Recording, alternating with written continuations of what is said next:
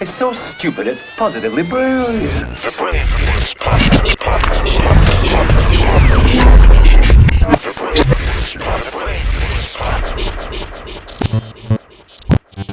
I think what Kanye does is both positively brilliant and... I just thought you called him Kanye. No. I think what Kanye does is both... It does sound like it. Well, first of all, I will always think Kanye is positively brilliant just because there is nobody who stirs up waters to catch fish better. Oh, yeah. There is nobody who can make people care about absolutely nothing the way Kanye West does. And there's nobody who can pull on people's heartstrings so effortlessly. He can pull on your heartstrings over here when you're upset with him because he's rocking with MAGA. He can pull on your heartstrings over here when you're siding with him because he's trying to free us from modern day slavery. Yeah. Which is so disrespectful. I am so tired of people comparing choices they make to actual slavery. Okay, now break that down. Well, maybe we start first with like the fact that there are oppressive and exploitive contracts that are signed. He's right about that. Right. But listen to what you said. Yeah. You said that are signed. Now, what we could say is there are oppressive and exploitive contracts. Yes, we know this. Yep. I'm 42 years old. Since I've been alive, I've been hearing about these shit. Right. Why the fuck are you still signing them? And I think that's the important distinction because you would probably say if you're a record label and you're signing some 13-year-old kid to one of these contracts, this kid don't have a lawyer. The record label's probably providing the lawyer. Exactly. If you need a lawyer, we'll provide one for you, that type of shit. Absolutely. That's 100%. fucked up. 100%. But if you're a 42-year-old man who's been in the industry for a long time, who's a multi-millionaire, who hasn't just signed one contract, who has re-upped quite a few times at this same record label. And if you keep re-upping and not negotiating maybe the rights to buy out your masters or not negotiating the rights to your future music in your deal, you kind of only got to be mad at you. Absolutely. And I always say smart people learn from their own mistakes, wise people learn from the mistakes of others. Right. Even though we have seen so many examples of people getting absolutely got in this motherfucking music industry, we've also seen a lot of examples of people who have actually done it right. LL Cool J owns his masters. Rihanna owns her masters. Jay-Z owns his masters. Stevie Wonder owns his masters. Metallica owns their masters. U2 owns their masters. Why not talk to the people who've done it about how to do it? Michael Jackson owned the Beatles masters. Yo, he didn't just own his shit, right? I'm so glad you brought that up. Yeah, go. Because I promise you, man, that is a story that needs to be told. It's actually a story I would love to assist in telling. I love Prince, and we talk about Prince often. Prince waged war against the machine, as he should have, because, you know, he was in a bad situation. But for every Prince, there is a Michael Jackson. We don't talk about the story of Michael Jackson enough because y'all busy too busy speculating on whether or not he was goddamn playing fucking naked pity pat with little boys. Is that a game? Yeah. Pity pat? What the fuck is pity pat? I didn't know it was a game, so I was like, did you just add nudity It's a card to it? game? What's the shit with your hands? I thought that's what it was called, Pity Pat. No, Numbers is one of the... like Taylor is boogers, that type of shit. You know what I'm saying? No. Numbers is the one that we played. No, It the was shit when you slap your hands. Miss Mary, Me, Mac, all dressed in black with What's his silver hand? buttons. Whatever. buttons Y'all so down big- her well, back. I should have just said y'all so busy worried about Hey. Michael Jackson playing goddamn naked games with little kids. But That's whatever. what it is, That's yeah. what it is. That's Yeah. all I'm essentially saying. Michael Jackson is the person who sat down, had a conversation with Paul McCartney. You know what Paul McCartney did? Paul McCartney put him onto the business of publishing and owning catalog. Right. And Paul McCartney talked about how he got finessed in a situation, because it doesn't just happen to black people, it happens to white people in this music business too. Right. He got finessed out of the Beatles catalog. He talked to Michael about how one day he wanted to buy back the Beatles catalog. He planted that seed in Michael's head. What did Michael do? Michael got that motherfucking money with Thriller and instructed his attorney to go buy the goddamn Beatles catalog. Let's go. Let's go. When he bought the Beatles catalog for like $40+ million, I forgot exactly what the number was. Right. He bought it for $40+ million. And he bought it from the company's ATV. So he ended up owning half of ATV. Right. Sony eventually, if I'm not mistaken, I could be telling this story wrong, buys ATV. So now Sony and ATV are 50-50 partners. Fucking Michael Jackson ends up being 50% owner of damn near all the publishing in the music industry. Think Michael, whenever you see Sony ATV, that is Michael fucking Jackson is the ATV part.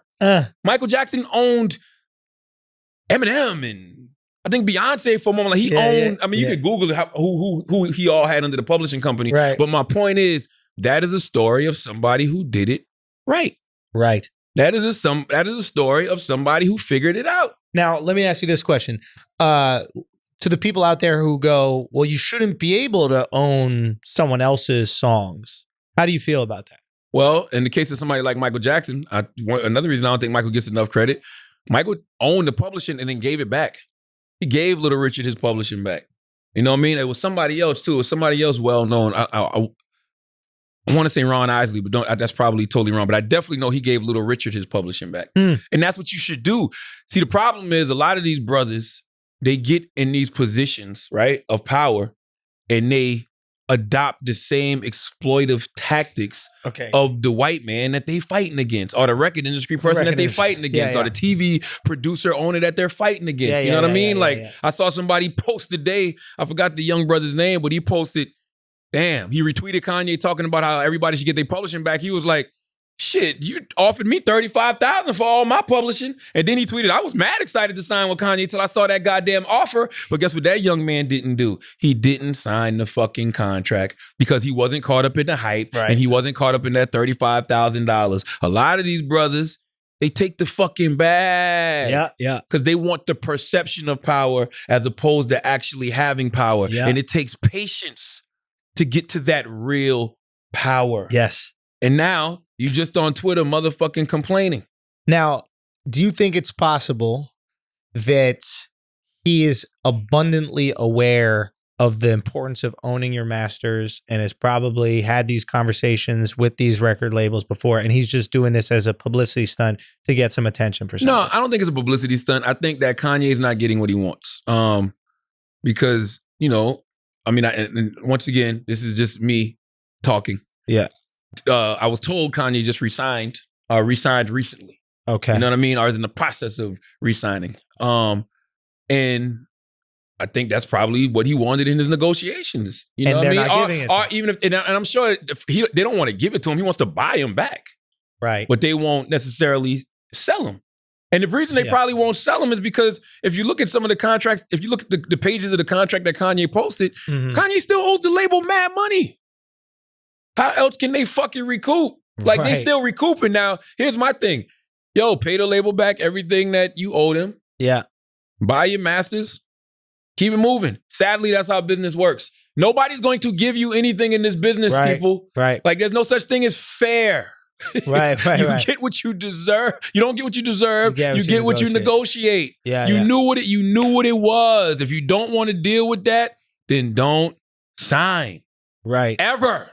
Seriously. Don't sign ever if you don't ever want to deal with that. Now, is it possible some people might say, yeah, but there was terms put into these contracts so you never can fully recoup.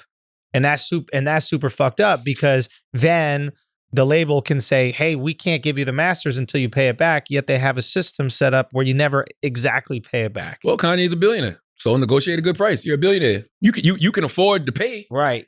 You can afford to pay whatever it is you owe, and you can afford to buy your masters back. So that's why these discussions are tough because, like, everybody agrees there's exploitative contracts. Absolutely. And the people complaining about these contracts, like Kanye, have signed people to exploitative contracts. Like, absolutely. Is he giving everybody that works for like good music back their masters? That's what we need to see. Let's open up the hood of good music. Let's do it. Let's see what Big Sean's deal looks like. Let's see what Tiana Taylor's deal looks like. We always hear about what's the guy's name who did I'm Loving It?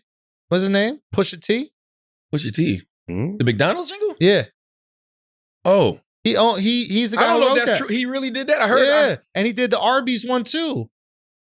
We're making this up. Heard it, but I'm not 100% sure. I don't believe this. Anyway, allegedly, that's what it is. That he owns like 50% of it, something like that. It's like we hear about him owning the jingles, but does he own his songs under good music? And if he does, God bless.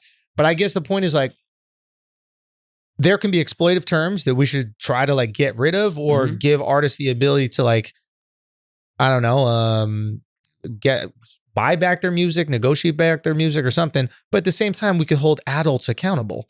You got to hold adults accountable for the contracts they sign. Like you said earlier, man, if you a young kid from the hood, you don't know no better, you fresh out, and they take advantage of you, I totally feel your pain. You know what I'm saying? Even though you too should be paying attention to what everybody has been saying for years. Sure. But you're a kid. You don't know. You're a kid. You don't know no better. You're excited. But when you are a grown individual who constantly re-ups, who constantly renegotiates, and you take these big bags of money for various albums, like you might get 12. I think I was reading the contract that he posted. I think he got 12 million for like Yeezus and like 3 for this album, 3 for that album. You know what you're negotiating. I mean, didn't he negotiate a piece of Adidas? Yeah. So if you know how to get a piece of ownership when it comes to your clothing brand and the clothing brand that owns it, why can't you do that with your music? Absolutely. And see, the thing that Kanye is doing right now, that is scary for the record labels, right? Like, the record label isn't going to buckle right now. And the reason they're not going to buckle, because if they buckle to Kanye, then they're going to have to buckle to a lot of other people under the Universal umbrella. Because don't act like a guy like Drake or Cash Money, don't act like they don't have the money to buy back their masters at some point. Drake is definitely on his way to being a billionaire. You know what I mean? You think he's not going to come back and want to purchase his masters? You know what I mean? Do you think it's possible that this is a problem that won't really persist in the future as so many young artists go independent now? Absolutely, 100%. And it's not going to persist in the future because Kanye is going to eventually end up, they'll probably give him like 2 of his masters back, right? They'll give him like, they might give him the album that means the most to him, which I would think is his first album. Right. Right? And then an album that everybody says is his best album, which probably, what would you say? Dark Twisted Fantasy. Dark Twisted Fantasy, right? Right. So they'll probably give him those 2. Yeah. He'll probably let him buy those 2, and he'll probably be cool for a second. Right. And be quiet. And then you'll all know that this wasn't about everybody. It was just about Kanye. It was about Ye. You know what I mean? Don't you hate that when I hate when people really just care about like their own success? It's the worst form of appropriation. Yeah. Break that down. It's like, I'm just saying it's the worst form of appropriation because you're appropriating somebody's struggle. And so you're using real struggles that exist like oppression to get support and for you. marginalization to get support for you and your rich problems. And your rich people oftentimes problems. you're not really kicking that back to those people whose struggle you're appropriating. Listen, if you really cared, you would simply treat people the way you want to be treated from the gate. Right. Now, I'm sure this isn't a new conversation for Kanye. It's not like an artist hasn't come to him and said, "Yo, can I get that shit?" Exactly. So being that this isn't a new conversation for you, there should never be anybody saying you offered them a bad contract. Like that young man on Twitter was this morning. I can't remember his name right now. Like I've never even heard of him, but he got a verified check. But he's a rapper. He said that Kanye offered him a bad deal. And I would love to know how everybody else at Good Music's deal looks. And you can't, if you're actively trying to sell good music, right, to Def Jam or Universal, whoever it is, if you're trying to sell your label off, why would you be selling your label off to the same oppressive system that you're trying to get out of? This shit is just weird to me. And you know what I mean? But listen, and that's the problem when you use selective honesty to disarm people. Yeah. You know what I'm saying? So it looks like Kanye's letting us in on this deep, dark music industry secret. And what he's saying is true because these contracts are oppressive. But let's go a couple more layers under Kanye and see why you're really having this conversation. You're having this conversation because you can't get what you want. Exactly. But you're 42 years old. You've put out a lot of albums. You've renegotiated a lot of different times. Yeah. You've had a lot of leverage for a long time, Kanye. Is this like you could have gotten this before? Is this like a classic like narcissism tactic where you think the thing that you're doing that's only self-serving is actually for the greater good, and you kind of like position it as if it's for the greater good when in reality it's only about self? Yeah, well, I think that's where the narcissist starts to manipulate people. Because the more people you get riled up behind a cause, which is essentially really your cause, just so happens to be related to the thing you want, it scares the fuck out of those record industry people. Because like I said before, the one thing Universal doesn't want is everybody that can actually get their masters back standing up asking for their masters. Yes. You know what I'm saying? Yes. And so that's what Kanye's doing right now. He's riling everybody up. Now I'm sure that some of these guys are choosing to play a different game. I'm sure a guy like Drake is just sitting back like, I'm going to be patient. I'm gonna stack this money up. Who knows what he has negotiated? And one day I'm just gonna buy my shit back. And you that's know what going I'm to be saying? a precedent. The way Hov did. Right. You know what I mean? So some other people, they complain. Kanye complains. And I think that sometimes when you complain, the way Kanye does, all you're showing people is that you don't have any control over the situation. And I don't ever want to look like I don't have any control over the situation. You know what I mean? Because I always want to maintain control over the situation.